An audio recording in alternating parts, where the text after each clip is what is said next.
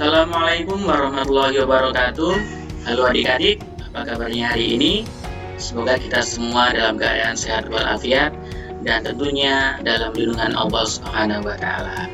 Oke adik-adik, kita berjumpa lagi di mata pelajaran ilmu pengetahuan sosial dan tentunya bersama saya. Untuk hari ini kita masuk pertemuan kedua ya. Jadi kita minggu kemarin sudah pertemuan pertama, dan di pertemuan pertama kemarin kalian mengisi pretest melalui Google Form yang sudah saya bagikan, dan hari ini kita mulai materi ya. Dan sebelum kita memulai pembelajaran hari ini, tentunya saya akan mengingatkan kalian seperti minggu kemarin ya, karena kita masih dalam masa pandemi COVID-19. Jadi dimanapun dan kapanpun kalian harus menerapkan protokol kesehatan dengan menerapkan 4M, menjaga jarak, memakai masker, mencuci tangan dengan sabun, dan menghindari kerumunan. Ya adik-adik, segera kita mulai pembelajaran hari ini ya. Jadi di semester genap ini kita ada 2 bab, jadi seperti di kelas 7 lalu. Jadi di semester genap ini hanya ada 2 bab, yaitu bab 3 dan bab 4. Nah, oke kita mulai ya. Jadi untuk bab 3 ini ya, jadi judulnya adalah bab 3 ini adalah keunggulan dan keterbatasan antar ruang dan pengaruhnya terhadap kegiatan ekonomi, sosial, budaya di Indonesia dan ASEAN. Jadi seperti di kelas 7 lalu, jadi di bab 3 ini kita belajar tentang ilmu ekonomi ya. Jadi kalau kelas 7 lalu kita belajar tentang ilmu ekonomi dasar. Nah sekarang di kelas 8 ini kita belajar tentang penerapan dan aplikasinya yang ada di Indonesia ya. Jadi di bab 3 ini terdiri dari 4 submateri pokok ya. Jadi yang pertama ada keunggulan dan keterbatasan antar ruang serta peran pelaku ekonomi dalam suatu perekonomian. Kemudian yang kedua ada perdagangan antar daerah dan perdagangan internasional. Yang ketiga ada penguatan ekonomi maritim dan agrikultur di Indonesia. Dan submateri yang terakhir yaitu pendistribusian kembali atau redistribusi pendapatan nasional. Nah, jadi untuk di materi pertama ini, untuk hari ini, kita bahas yang submateri yang pertama, yaitu keunggulan dan keterbatasan antar ruang serta peran pelaku ekonomi dalam suatu perekonomian. Jadi di submateri yang pertama ini nanti akan saya bagi menjadi 2 pertemuan ya. Jadi untuk hari ini dan minggu depan. Jadi minggu depan kita masih membahas tentang submateri yang pertama ini ya. Jadi untuk hari ini kita bahas yang keunggulan dan keterbatasan antar ruang saja. Nah, sebelum kita masuk materi lebih lanjut, coba kalian lihat gambar berikut. Nah, kira-kira ada yang bisa menebak gambar apa ini? Kalau yang gambar bawah ini sudah jelas ya. Kalau yang bawah ini adalah gambar nelayan ya. Nelayan yang mereka menghasilkan atau mendapatkan ikan. Ya ini ada ikan tuna yang besar-besar ya, ini khasnya Sulawesi Utara dan Gorontalo, itu adalah hasil utamanya adalah ikan tuna. Nah, kemudian yang gambar di atas ini ya, ini adalah gambar dari pertambangan. Nah, kira-kira tambang apa ini? Ini adalah gambar dari pertambangan emas yang ada di Papua atau PT Freeport ya, yang dimiliki oleh PT Freeport. Nah, ya. Jadi kedua gambar ini itu merupakan hasil atau sumber daya alam yang dimiliki oleh Indonesia. Paham ya? Nah, jadi gambar tersebut merupakan pengantar ya. Nantinya kita akan belajar tentang kelangkaan dan kebutuhan manusia ya. Jadi untuk tujuan pembelajaran hari ini itu hanya ada satu, yaitu menganalisis keunggulan dan keterbatasan antar ruang di Indonesia. Nah, Coba kalian perhatikan ya, ada dua gambar juga, dua gambar lagi di sini. Nah, di sini ada perilaku konsumsi masyarakat kota, kemudian yang di sebelah kanan saya ini ada perilaku konsumsi masyarakat desa. Nah, bedanya apa di sini? Pasti kalian sudah tahu ya bedanya apa di antara kedua gambar ini. Jadi di sini ada gambar orang berbelanja di swalayan atau di supermarket.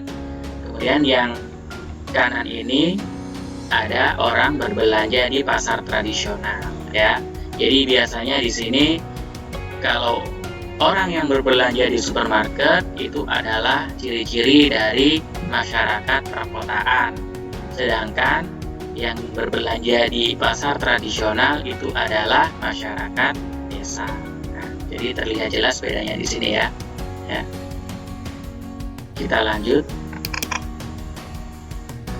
Nah, ini juga ada dua gambar lagi ya. Kalau di sebelah kiri di sini ada beberapa orang. Nah, ini sedang memanen hasil kebunnya. Ini ada ubi ya. Kemudian yang di sebelah kanan, nah ini kalau ada banyak ikan ini jelas berarti dia ada di pesisir atau di pantai. Nah, jadi ini membedakan perilaku konsumsi masyarakat pegunungan. Ini yang gambar kiri, jadi ada hasil kebun di sini. Kemudian yang di sebelah kanan ini ada perilaku konsumsi masyarakat pantai. Jadi apa sih yang kita dapat dari keempat gambar tersebut? Jadi dua gambar di sebelumnya tadi. Jadi ternyata perilaku konsumsi masyarakat itu ditentukan atau tergantung oleh kondisi geografis masing-masing wilayah ya. Seperti tadi. Jadi masyarakat desa, nah karena di sana itu adanya itu pasar tradisional, jadi mereka berbelanja ke pasar. Nah, karena tidak ada swalayan. Sedangkan di kota tadi ada swalayan sehingga masyarakat pergi ke swalayan. Nah, itu termasuk juga keunggulan masing-masing suatu wilayah ya. Jadi di kota ada swalayan. Kemudian kalau di desa, nah di desa tadi tidak ada ya. Di desa tadi, kenapa orang di desa ini tidak pergi ke swalayan? Nah, karena di desa tidak ada swalayan, tidak ada pasar modern. Nah, ini namanya apa? Keterbatasan antar ruang ya, jadi terbatas.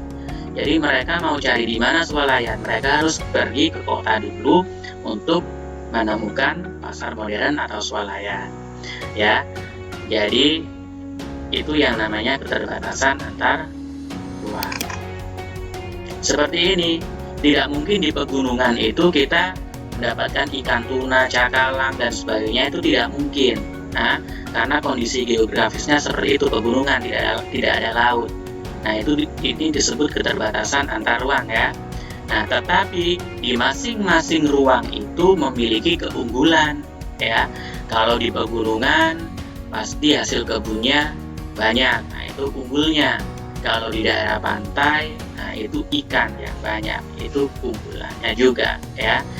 Jadi kondisi geografis itu sangat mempengaruhi keunggulan dan keterbatasan antar ruang.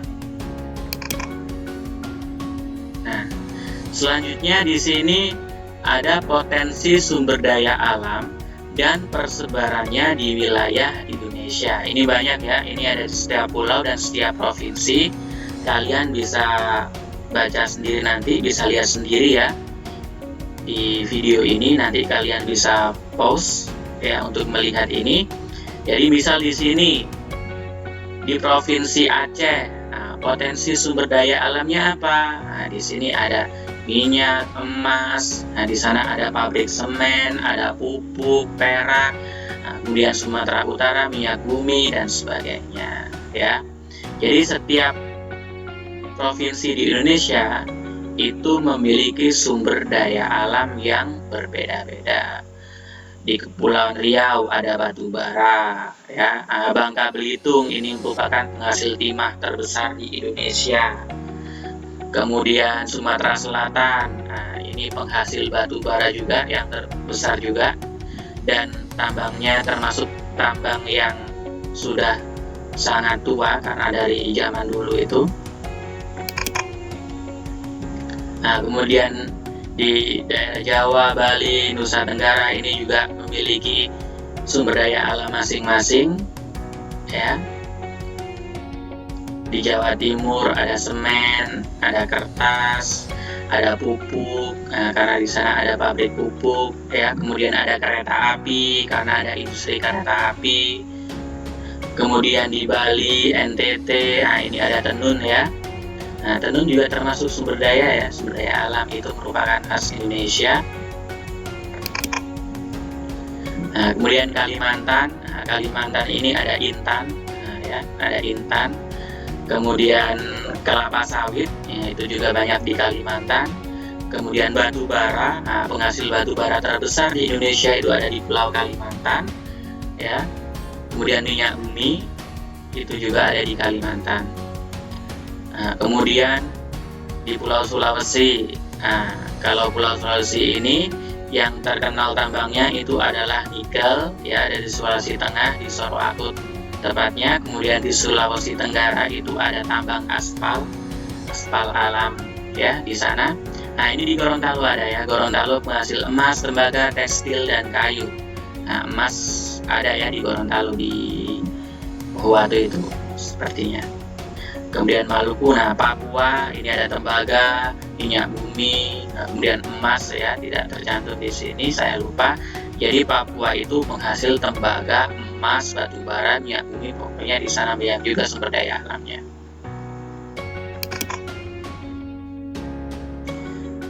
Jadi ini merupakan faktor-faktor yang menyebabkan Indonesia itu kaya akan sumber daya alam. Jadi di sebelumnya tadi sudah saya jelaskan, jadi di setiap provinsi di Indonesia itu memiliki sumber daya alam yang melimpah. Jadi yang pertama faktornya itu Indonesia beriklim tropis, sehingga memiliki banyak keanekaragaman hayati. Kemudian yang kedua, letak geologis Indonesia, ya, jadi Indonesia terletak di antara pertemuan 3 lempeng, sehingga mengakibatkan Indonesia itu kaya akan barang tambang seperti emas, perak, intan, dan sebagainya. Kemudian yang ketiga, karena Indonesia itu negara maritim sehingga punya lautan yang sangat luas, sehingga kaya akan sumber daya lautan, yaitu ikan, terumbu karang, dan sebagainya. Kemudian faktor yang terakhir itu, ya, yaitu Indonesia memiliki banyak gunung api, sehingga Indonesia memiliki tanah yang subur sehingga cocok untuk pertanian dan perkebunan. Oke, kita lanjut. Nah, jadi ini, ya, coba kalian lihat. Ini ada tabel, ya, ada dengan judul penguasaan asing di sejumlah sektor. Nah, kalian fokus saja yang di pertambangan dan perkebunan kelapa sawit. Nah, kita memang kaya akan sumber daya alam, ya, tapi faktanya kita lihat di yang pertambangan ini di tabel yang kedua. Ternyata yang banyak menguasai pertambangan atau sektor pertambangan di Indonesia itu adalah asing, ya. Kita lihat ini data, ini tahun 2011, ya, sumber dari Kementerian ESDM, ya. Jadi ternyata yang menguasai tambang migas itu adalah minyak bumi dan gas. 70% itu ternyata dikuasai oleh asing, ya. Negara lain maksudnya, ya, ada Amerika, Cina, dan negara-negara di Eropa itu yang menguasai tambang minyak bumi yang ada di Indonesia. Kemudian 75% tambang batu bara, bauksit, nikel, dan timah dikuasai asing. Nah, kemudian ini, ya, ini yang besar sekali, ya. Jadi ada tambang emas dan tembaga itu 85% dikuasai oleh asing, ya. Ini yang seperti gambar yang pertama tadi, yang di awal-awal saya kan tadi memperlihatkan gambar tambang emas. Itu adalah tambang emas di milik PT Freeport yang ada di Papua. Nah, itu bukan milik Indonesia, ya, itu milik negara Amerika, ya, tapi tambangnya ada di Indonesia.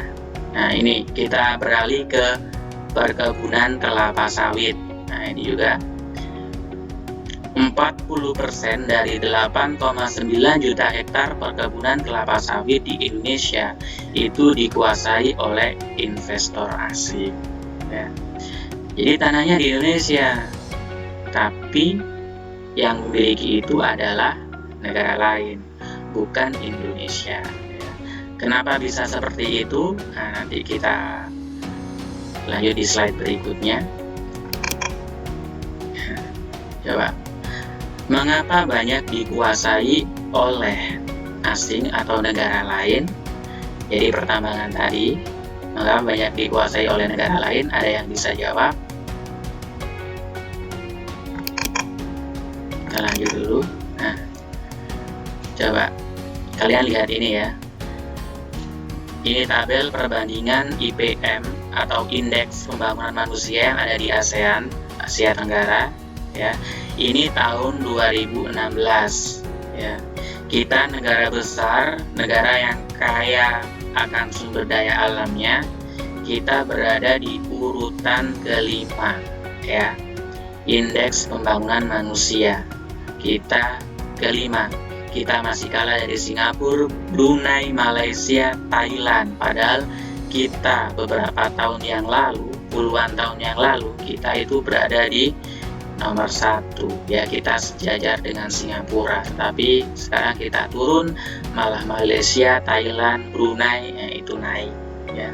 Nah, apa sih itu IPM? Ya, IPM itu adalah Indeks Pembangunan Manusia yang merupakan indikator dari kualitas sumber daya manusia atau kualitas SDM. Ya, jika IPM itu rendah, maka kualitas SDM-nya rendah.